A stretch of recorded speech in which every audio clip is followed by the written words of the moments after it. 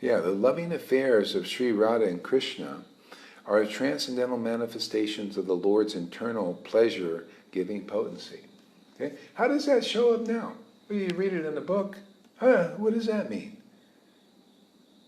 It sounds like it's the word. You know, a lot of people think they realize Krishna by getting, like, reading this and memorizing this verse. No, you got to be it, man. You got to see the loving affairs. Are you engaged in loving affairs with God? See, the loving affairs of Śrī Rādhā and Kṛṣṇa. See, Radha is devotion. You got devotion. Krishna is his name. So when you're in touch with Krishna, is devotion awakening in your heart?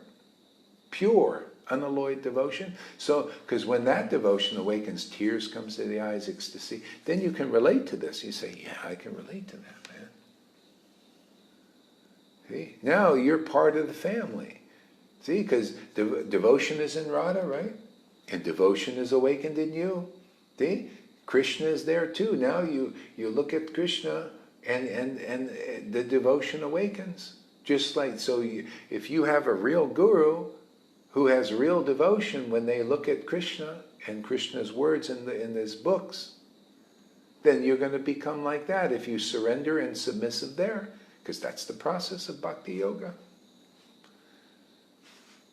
The only reason it didn't happen with Prabhupada is it wasn't time to get, you know, you can't, 10,000 disciples, man, what are you going to do, man?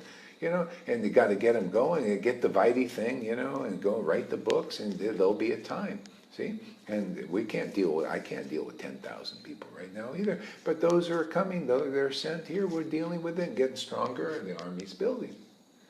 Teaching the map, what's really on the map. It's pretty needed, isn't it? Supplement to Prabhupada's books is just what's in there. The loving affairs of Śrī Rādhā and Kṛṣṇa are transcendental manifestations of the Lord's internal pleasure-giving potency. See? Well, what does that mean? Pleasure-giving potency? Is that like the pleasure of the world?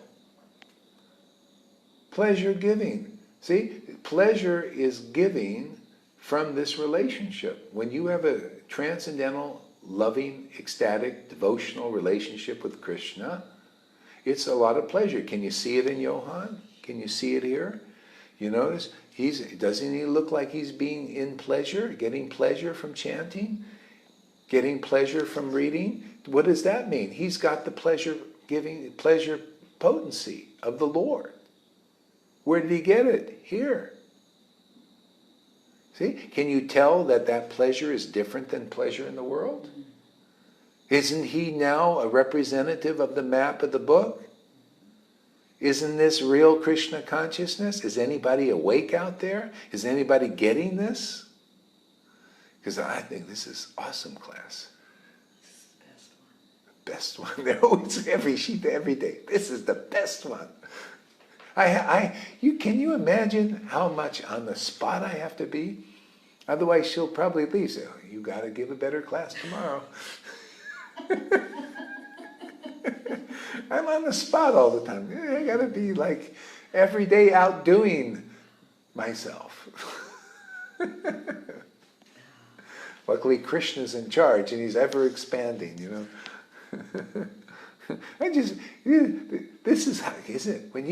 When you can see this is treasure, and you just take one word, man, and you just chew it, man, like you do food, and really savor every little piece of particle of juice in that.